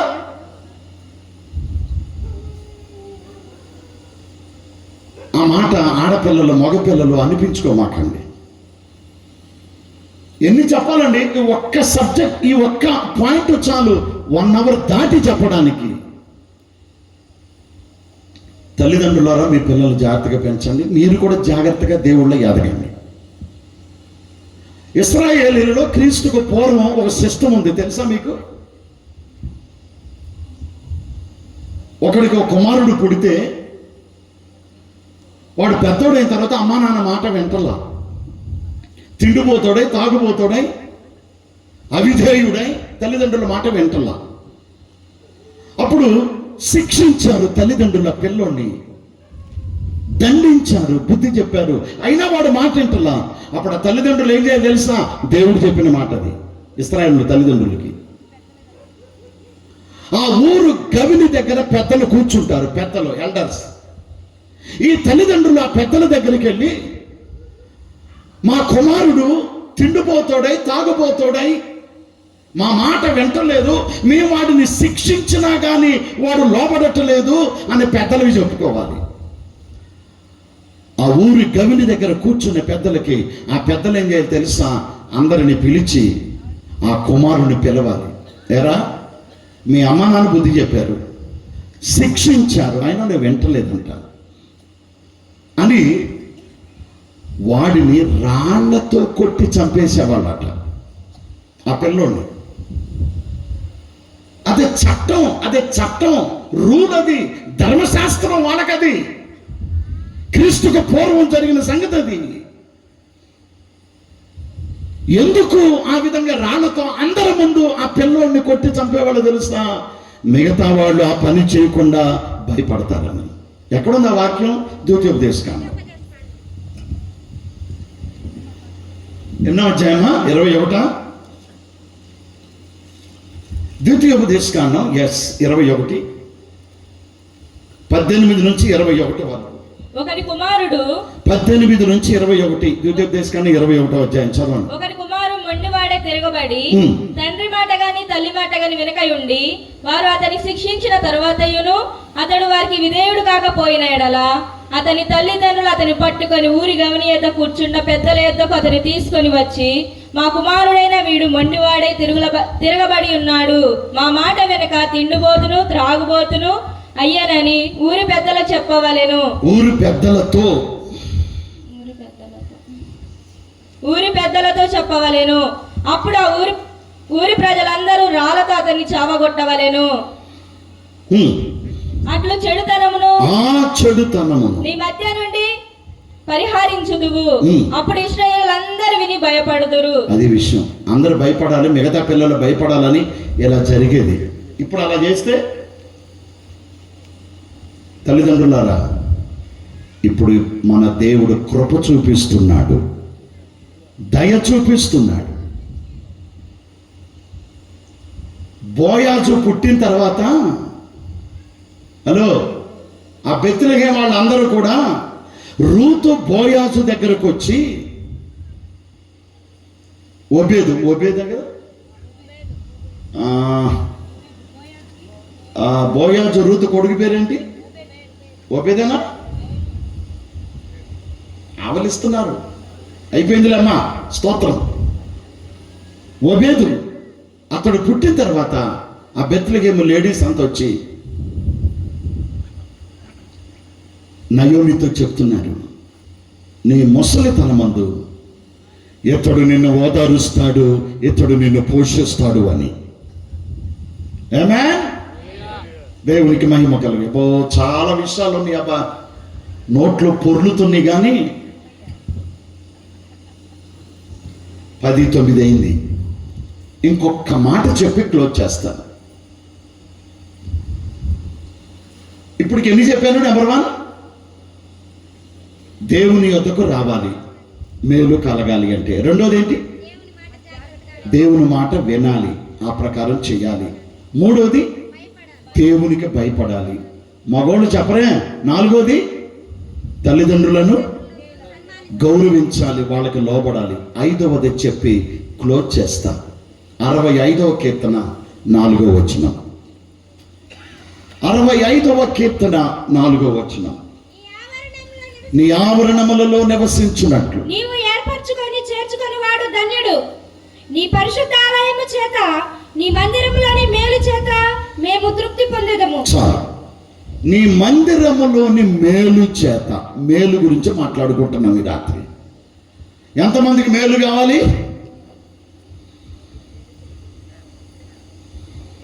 ఆపు సోపాలు పడుతున్నారు. ఎంతమందికి మేలు కావాలి?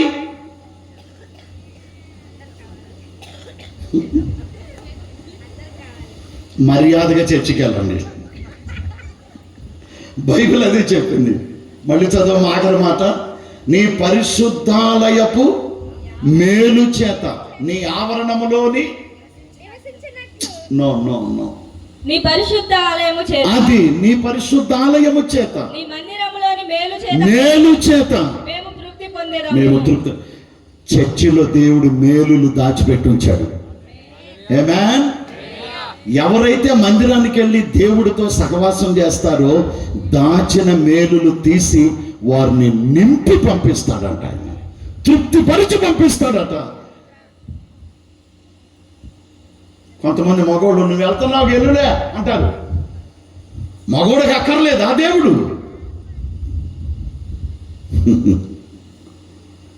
ఖచ్చితంగా మందిరానికి రావాలి. ఆమేన్. మీకు ఒక చిన్న విషయం చెప్పి క్లోజ్ చేస్తాను సార్. స్కాట్లాండ్ దేశంలో 1902 సంవత్సరంలో కుర్రోడు పుట్టాడు. ఆ కుర్రోడు పేరు ఏంటంటే ఎరిక్ హెడ్రిన్ లీడెల్. అనండి ఒకసారి. ఎరిక్ లీడెల్. అతని పూర్తి పేరు ఏంటంటే ఎరిక్ హెడ్రిన్ లీడెల్. సింపుల్గా ఎరిక్ లీడెల్ అని పిలుస్తారు. 1902 సంవత్సరంలో పుట్టాడు. ఇతనికి వయసు పెరుగుతున్న కొలది క్రికెట్, పరుగు పందెం అంటే చాలా ఇష్టం. 18వ సంవత్సరం వయసు వచ్చేసరికి స్కాట్లాండ్ దేశంలో పరుగు పందెంలో గోల్డ్ మెడల్ కొట్టాడు. 18-19 సంవత్సరాల వయసులో వాళ్ళ మమ్మీని అడిగాడు, మమ్మీ ఒలింపిక్స్లో నేను పాల్గొనగలనా అని అడిగాడు. ఆ ధన్యత నాకేమైనా వస్తుందా అని అంటే, ఇటు చూడండి, కళ్ళు బాగా తెరవండి, తప్పకుండా నువ్వు ఒలింపిక్స్లో ఆడతావు బాబు అని ప్రోత్సాహపరిచింది. ఆ దేవుడు నీకు సహాయం చేస్తాడని దీవించింది. ఒలింపిక్స్ అంటే ఏంటండి? అన్ని దేశాలు కలిపి ఒక చోట ఆడే ప్లాట్ఫామ్నే ఒలింపిక్స్ అంటారు. తప్పకుండా నువ్వు ఆడతావు బాబు అని చెప్పారు, ప్రోత్సాహపరిచింది వాళ్ళ మమ్మీ. అన్నట్టుగానే ఫ్రాన్స్ దేశంలో ప్యారిస్లో ఒలింపిక్స్ జరుగుతూ ఉంది. ఇతని కోచ్, ఇతని ట్రైనర్ ఈ కుర్రోడికి మెయిల్ పెట్టాడు, ఎరిక్ నువ్వు ఫలాని తారీఖున ప్యారిస్లో జరిగే ఒలింపిక్స్లో నీ దేశం తరపున పరుగు పందెంలో పాల్గొనాలి, సిద్ధపడు అన్నాడు. ఆ కోచ్ ట్రైనర్ చెప్పిన డేటు చూస్తే అది ఆదివారం వచ్చింది. ఇతను తిరిగి తన ట్రైనర్కి మెయిల్ పెట్టాడు, సారీ సార్, నేను ఆదివారం చర్చికి వెళ్ళి దేవుణ్ణి ఆరాధించాలి, నేను ఆ ఒలింపిక్స్లో పాల్గొనలేను అన్నాడు. మనమైతే దొరికింది కదా అని వెళ్ళిపోతాం. ఆ కుర్రోడు వెళ్ళలేదు. నా ఊహ తెలిసిన దగ్గర నుంచి ఈ ఆదివారం నేను చర్చ మానలేదు, సో మీరు చెప్పిన డేట్ ఆదివారం వచ్చింది, నేను కూడా పాల్గొనలేను అన్నాడు. నీకెవరు పిచ్చి పట్టిందంటరా అని కేకలేశాడు, తిట్టాడు. సారీ సార్, ఆదివారం నుంచి చర్చికి వెళ్ళాలన్నాడు. వెళ్ళలా, పాల్గొనలేదు. ఆదివారం చర్చికి వెళ్ళి దేవుణ్ణి ఆరాధించాడు. చేసేది లేక ఇంకొక రోజు మళ్ళీ మెయిల్ పెట్టాడు ఇతని ట్రైనర్ ఎరిక్కి. ఏమన్నా తెలుసా, నో ప్రాబ్లం, మళ్ళీ పలాని రోజున నీకు అవకాశం వచ్చింది, ఆ రోజైనా నువ్వు పాల్గొంటావని ఒక డేట్ పెట్టాడు. ఆ డేట్ క్యాలెండర్లో చూసుకుంటే ఆ రోజు సోమవారం వచ్చింది. మళ్ళీ అప్పుడు ఈ కుర్రాడు మళ్ళీ మెయిల్ పెట్టాడు, సార్ రెండోసారి మీరు డేట్ పెట్టారు కదా, సోమవారం వచ్చింది, ఆ రోజు అయితే ఆడతాను సార్ అన్నాడు. అన్నట్టుగా ఆ టైం వచ్చింది. ఇతను వెళ్ళి స్కాట్లాండ్ దేశం తరపున తన గీతలో నిలబడ్డాడు. ఒలింపిక్స్లో పరిగెత్తడానికి రెడీగా ఉన్నాడు. ఇతని ట్రైనర్ ఇంకో మాట చెప్పాడు, 200 మీటర్లు మాత్రమే పరుగెత్తే సామర్థ్యం ఈ కుర్రోడుకు ఉంది, కానీ తర్వాత పరిగెత్తే ఆ పరుగు ఎంతో తెలుసా, 400 మీటర్లు. నీకు 200 మీటర్లు పరిగెత్తే సామర్థ్యం ఉంది, మరి 400 మీటర్లు పరిగెత్తగలవంటే ఖచ్చితంగా పరిగెత్తుతానని వచ్చి నిలబడ్డాడు. స్టార్ట్ అవబోతుంది. ఈ లోపల ఒక తెలియని వ్యక్తి వచ్చి ఒక చిన్న కాగితంలో రాసిచ్చారు, స్లిప్ ఇచ్చారు. చదువుకోవడానికి టైం లేక జేబులో పెట్టుకున్నాడు. స్టార్ట్ అయింది, పరిగెత్తాడు. ఆశ్చర్యం, సామర్థ్యం లేని 400 మీటర్ల పరుగెత్తి ఆ రోజు గోల్డ్ మెడల్ కొట్టాడట. వెంటనే మీడియా వచ్చింది, విలేకరులు మీడియా వచ్చి మైక్ దగ్గర పెట్టి, లిడెల్ నీకు 200 మీటర్లు పరిగెత్తే సామర్థ్యం ఉందయా, నువ్వు 400 మీటర్లు ఎలా పరిగెత్తావని క్వశ్చన్ చేస్తే ఈ కుర్రోడు ఏమన్నాడు తెలుసా? మొదటి 200 మీటర్లు నా శక్తితో పరిగెత్తాను, మిగతా 200 మీటర్లు నా దేవుని శక్తితో పరిగెత్తాను అన్నాడు ఆయన. అయిపోయింది, వెళ్ళిపోతున్నాడు ఇంటికి. వెళ్ళిపోతుండగా ఒక అజ్ఞాత వ్యక్తి వచ్చిన స్లిప్ గుర్తొచ్చింది, జేబులో నుంచి తీసి చూశాడు. అందులో అద్భుతమైన మాట ఉంది, నన్ను గనపరుచు వారిని నేను గనపరుస్తాను అనే మాట. మొదటి సమూయేలు 2:30లో ఆ మాట ఉంటుంది, నన్ను గనపరుచు వారిని నేను గనపరుస్తా. అది దేవుడు చెప్పిన మాట. అది ఆదివారం గుడికి వెళ్ళి దేవుడు కనపరిచాడు. సోమవారం 400 మీటర్ల పరిగెత్తలేని పరుగులో పాల్గొని అద్భుతంగా గోల్డ్ మెడల్ కొట్టాడు. ఆ సమర్థత దేవుడిచ్చి ఈ కుర్రోని దేవుడు కనపరిచాడు. ఆ తర్వాత అన్ని వదిలేసి మిషనరీగా సమర్పించుకొని చైనా దేశానికి వెళ్ళి గొప్ప సేవ చేసి చైనా దేశంలోనే చనిపోయాడు ఆయన. గూగుల్లో ఉంటుంది, చూసుకోండి మీరు. నేను చెప్పింది అబద్ధమైతే స్తోత్రం కలుగును గాక. మందిరానికి వచ్చేవాడిని దేవుడు మేలుతో నింపుతాడు. అక్కడ కొన్ని దాచిపెట్టి ఉంచాడు. ప్రార్థన అయిన తర్వాత మనం అందరం ఎక్కడికి వెళ్తాం ఇప్పుడు? హలో, కొంతమంది ఆలోచిస్తున్నారు, ఇదేదో ఎంసెట్ క్వశ్చన్ లాగా ఇప్పుడు ఎక్కడికి వెళ్ళాలి నేను. మీ ఇంటికి మీరు వెళ్తారు, నా ఇంటికి నేను వెళ్తా. మన దేవుడు ఎక్కడికి వెళ్ళడు. ఆయన ఇల్లు అని చర్చిలోనే ఉంటాడు. ఆయన మందిరం అంటే దేవుని ఇల్లు. ప్రార్థన జరుగుతున్నప్పుడల్లా ఆ గుమ్మంలో కూర్చొని నా ఇంటికి ఎవరెవరు వస్తున్నారని దేవుడు గమనిస్తుంటాడు. పాస్టర్ గారి కంటిలో పడాలని చర్చికి రామాక, దేవుని దృష్టిలో పడాలని చర్చికి రా. నమ్మితే చప్పలు కొట్టాడు ఒకసారి. తుప్పుకు అంటాడు, గట్టి కొట్టాడు. స్తోత్రం. చేతులు ఎత్తి హల్లెలూయా, హల్లెలూయా. మా చర్చిలో కొయిర్ ఉంటుంది, ఆడపిల్లలు మగపిల్లలు. కొంతమంది మా యొక్క ఛానల్ కూడా చూస్తున్నారు, సంతోషం. ఒక ఆవిడకి కోరిక ఎక్కువ, నేను కూడా స్టేజీ ఎక్కి పాడాలని. ఎవరితోనే అందట ఒక ఆమె, నేను కూడా ఎక్కి స్టేజ్ మీద పాడాలని అని. ఈవిడే ఒక ఆమె ఆశ కలిగి ఇంకొక ఆమెను అడిగిందట. ఆమె ఏం చెప్పిందంట, స్టేజీకి ముందు కూర్చో, అయ్యగారు కంట్లో పడతా, అప్పుడు ఎక్కిచ్చేస్తాడు. అంటే ఎలా పాడినా ఎక్కిచ్చేస్తానండి. ఇక్కడ నేను చెప్తున్నాను, పాస్టర్ గారి కంటిలో పడాలని కాదు, మన దేవుడి దృష్టిలో పడాలని చర్చికి రా.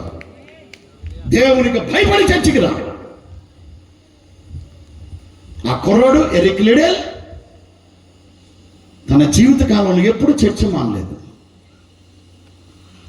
ప్యారిస్లో ఒలింపిక్స్లో పాల్గొనే అవకాశం దొరికినా కూడా వదులుకొని మందిరానికి వెళ్ళి దేవుని ఆరాధించాడు.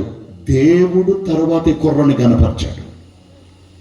ఆమె చెప్పాల్సినవి బైబిల్లో చాలా ఉన్నాయి. ఇంతటితో ముగిస్తున్నా. 5 విషయాలు మీతో పంచుకున్నా. నెంబర్ 1, దేవుని యొద్దకు రావాలి. నెంబర్ 2, వచ్చిన తర్వాత ఆయన మాట జాగ్రత్తగా విని ఆ ప్రకారంగా చేయాలి.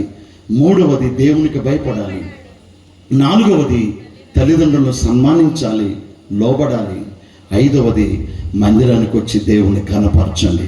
ఇలాంటి వాళ్ళని ఖచ్చితంగా 100% దేవుడు మేలుతో నింపుతాడు.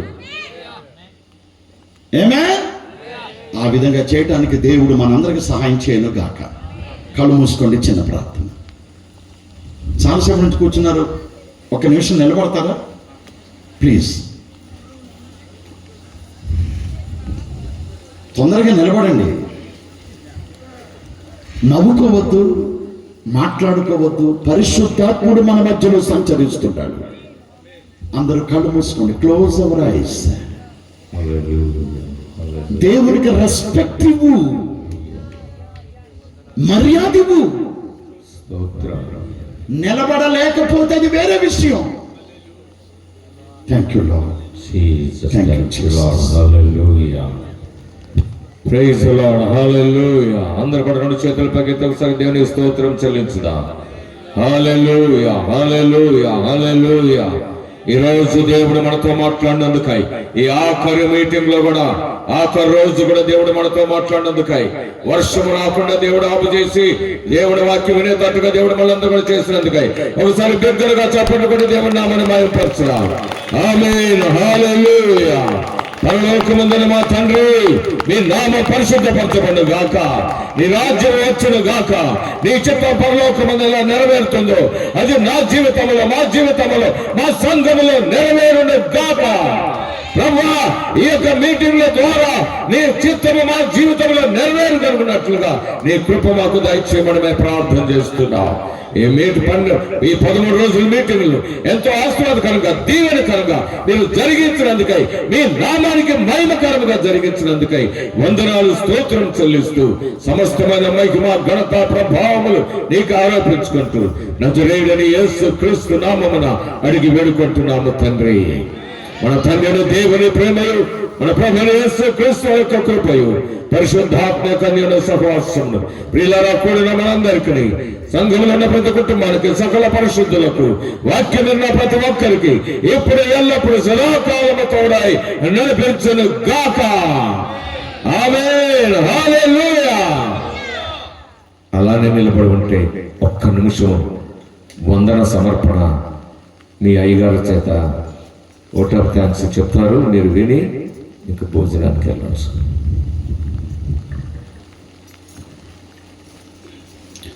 దేవుడి కృప చూపించిన రీతిగా మరి 13 రోజులు ఈ యొక్క సువార్త సభలు చాలా చక్కగా దేవుడు జరిపించినాడు. ఆయనకు వందనాలు. మరి ముఖ్యంగా ఈ యొక్క కూటాలు పోయిన సంవత్సరమే ప్రారంభించాలని మన శక్తితో, బలం చేతో ఆలోచించి ప్రయత్నం చేసినాం, కానీ అవి ఫలించలేదు. ఎప్పుడైతే ప్రార్థనలో పెట్టి ఈ కూటాలు జరగకముందు కూడా ప్రతిదినము ఒక అరగంట, 30 గంట మందిరంలో గడిచి ప్రార్థన చేసిన తర్వాత మరి ఇన్ని రోజులు ఏ కొదవ లేకుండా చక్కగా ఆత్మీయ జ్ఞానంతో సేవకుల ద్వారా ఒక వచనాన్ని, వాక్యాన్ని పంపించినాడు. ఆ వాక్యాన్ని మోసుకొచ్చిన సేవకులు ప్రతి ఒక్కరూ చక్కగా బోధించి వారి గృహాలకు క్షేమంగా దేవుడు చేర్పించినాడు. ఇదే సమయంలో ప్రత్యేకంగా మరి 13 రోజులు ఉదయము, సాయంత్రము చక్కగా వచ్చి దేవుని వాక్యాన్ని విని మరి ముఖ్యంగా ఎంతో సహకారాన్ని అందించిన మీకు, మరి ఈ యొక్క భోజనాల వంటలో కానీ, సౌండ్ సిస్టంలో కానీ, బట్టలు వేయడంలో కానీ, పరిచయాలు చేయడంలో, ఇంకా ఎంతో దీంట్లో కూడా అందరూ వాళ్ళ పనులు వాళ్ళు చేసుకుంటూ వెళ్ళిపోయినారు. ఒక్కసారి చెప్పినాము, డిసైడ్ అయిన తర్వాత వాళ్ళు వచ్చి వాళ్ళ పనులు చేసుకుంటూ వెళ్ళిపోయినారు. కాబట్టి మీకు అందరికీ ప్రత్యేక వందనాలు తెలుపుతుంటున్నాను. దేవుని యొక్క చిత్తమైతే వచ్చే సంవత్సరం కూడా మరి ఆయన చిత్తమైతే ఇలాంటి కూటాలు జరిపించి ప్రజలకు దేవుని యొక్క ఆత్మీయ మరి వాక్యాన్ని అందించి దేవుని సన్నిధిలో నడిచే భాగ్యమును మనం అందరం పెద్దుకోవాలని మీకు అందరికీ మరి ముఖ్యంగా తండ్రి చేసిన యొక్క అద్భుతమైన క్రియలు ఈ నిజంగా మా అమ్మ మేరమ్మ గారు ఉంటే అవి ఎంతో సంతోషించేది. ఇలాంటి కూటాలు జరగడము ఆమె చాలా ఆనందపడేది. దురదృష్టవశాత్తు మరి ఆమె యొక్క లేని సమయంలో కూడా ఆమె ఏమైతే చేస్తూ విడిచిపెట్టి వెళ్ళిందో అదే పనులని మేము కూడా చేస్తూ మరి మా పిల్లలకి విడిచిపెట్టాలని ఆశిస్తుంటున్నాం. కాబట్టి ఏ రీతిగా అయితే దేవుని వాక్యం విన్నారో మీరందరూ ఇక మీద ఆత్మీయతలో, ఉద్యోగంలో దేవుని సన్నిధికి రావాలని, ఆయన అధికంగా విశ్వాసం ఉంచాలని మిమ్మల్ని అందరినీ మనస్ఫూర్తిగా కోరుకుంటూ ఇక వందన సమర్పణ చేసుకుంటున్నాం.